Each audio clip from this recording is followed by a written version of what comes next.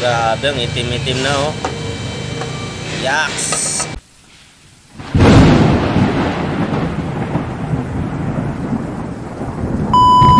Hey guys, what's up? Ayan, welcome back again sa ating YouTube channel. So ayan guys, makikita nyo ngayon tinatanggal yung drain plug, itong transmission ng BIOS para palitan ng transmission fluid at saka filter. So ayan, nabuksan na yung kanyang drain plug. So gamit yung Allen wrench, yan yung niluluwagan. Tapos ngayon ito sasahurin ng galon. So sinasahod yung fluid dito sa galon para masukat kung gaano kadami yung kanyang langis. So ayan, muntik pang matapon. Pero ayan, nakikita nyo gamit yung panel, imbudo. So sinasahod siya para masukat yung kanyang fluid kung gaano na lang karami. Kasi kung ilalagay ito diretso agad doon sa aming oil catcher, hindi na namin malalaman kung gaano na lang karami yung fluid niya. Ayan, pinapatulo na lang. Ano pala to guys, nasa 200,000 odo na bago magpalit ng fluid. So hindi na maganda yung kanyang shifting, kaya nakita na siguro ng may-ari yung problema. Pero hindi yun advisable guys, kasi ang ano talaga dito, pinaka maximum halos nasa 80,000 kilometers dapat magpalit yan na ng fluid, 'di ba? So ito sobra-sobra na. Kaya makikita natin ang ilalim nito na ngayon kung gaano na siya kadumi, 'di ba? So tara guys, samahan niyo ako ditong manood sa ginagawa namin na pagtanggal ng fluid ng transmission at kung paano palitan yung kanyang filter. Okay?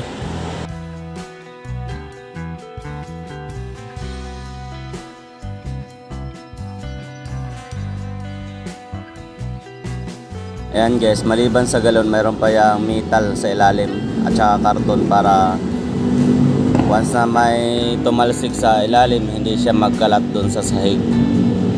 Ganyan yung ginagawa namin. Bawal kasi magkalat ng langis dito. At ngayon guys, tatanggalin na isa-isa yung mga bolts dito sa gilid ng kanyang pan. 10mm lang to na mga bolts dito. So gamit itong impact wrench para mabilis. Ayan, tag isang ikot lang yan oh. Mabilis lang to. Napakadali lang naman to gawin guys, basta mayroon ka lang mga gamit na kumpleto, mabilis mo lang to magawa. Pero kung kayo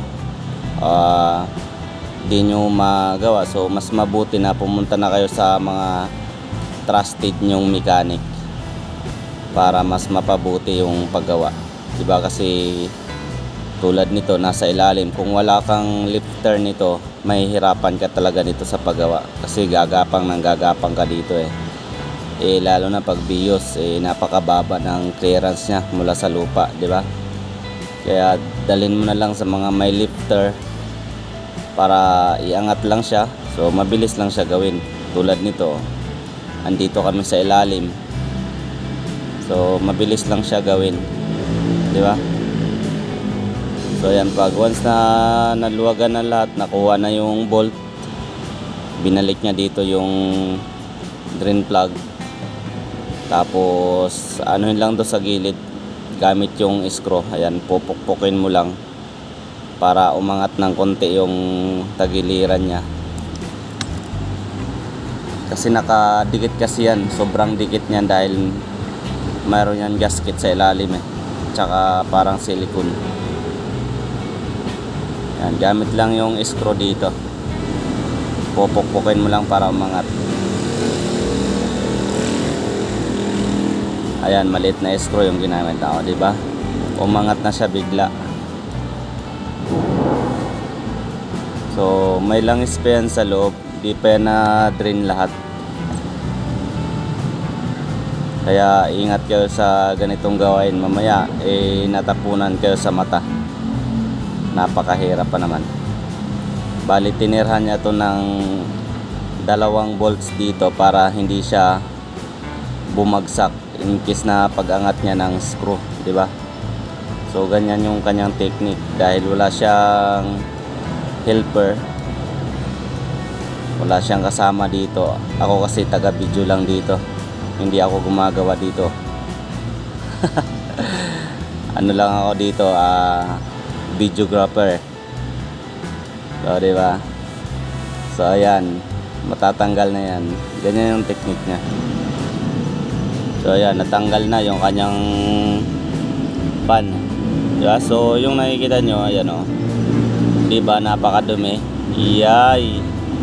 Parang may putik na, di ba? Parang sa kanal.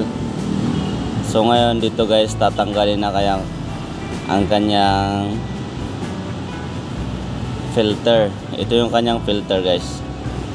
Yung iba hinuhugasan lang to, pero sa ngayon hindi to advisable na hugasan dahil napaka dumi na talaga niya at saka napakataas na ng kanyang odometer. Kaya palit na talaga to. Hindi na to madala-dala ng hugas-hugas. Kasi nagpalit na kayo ng langis, dapat yung filter palitan nyo na din. Magkano lang naman yan sayang yung fluid nyo kapag hindi kayo nagpalit ng filter, kasi napakadumi na nito. Ayan, may langis pa yan, kaya ingat kayo dito kasi may natitirang langis pa yan, di ba? Ganyan kadumi. Tingnan nyo dito. Ayan grabe ang dumi guys, putik na. Kaya gamit yung cleaner. So para malinis yan, bubugahan mo lang yan ng cleaner. Yung iba dito panghugas gas at saka diesel, gasolina. Pero kami dito hindi kami nagagamit ng ganun. So cleaner kami diretso. Ayan, pang talaga to dito. Kung wala kang pera, wala. Kasi nga yung cleaner dagdag budget na din yan. Pero yung gasolina naman mahal naman yung gas, di ba? Paras lang, gagastos ka talaga. Kaya ito, basta ang importante maging malinis to, di ba? Ito pala yung kanyang bagong fluid at saka filter. Ayan So Toyota talaga yan. Hindi pwedeng hindi bago palitan. So kita nyo naman kung gaano kalinis yung kanyang pan tsaka yung magnet. Ganyan tayo dito guys, malinis tayo gumawa. Okay, ngayon ikakabit na natin yung kanyang filter. So kung paano nyo tinanggal, ganun lang din pagbalik. Di ba? So ganyan lang ka basic. So and guys, panoorin nyo na lang.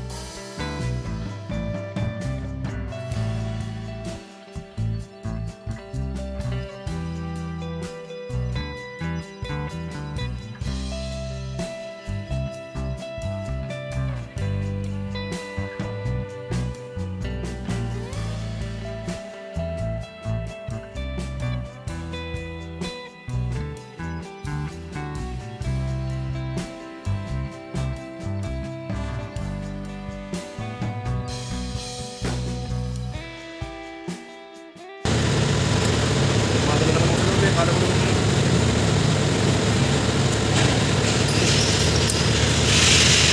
Okay. Okay.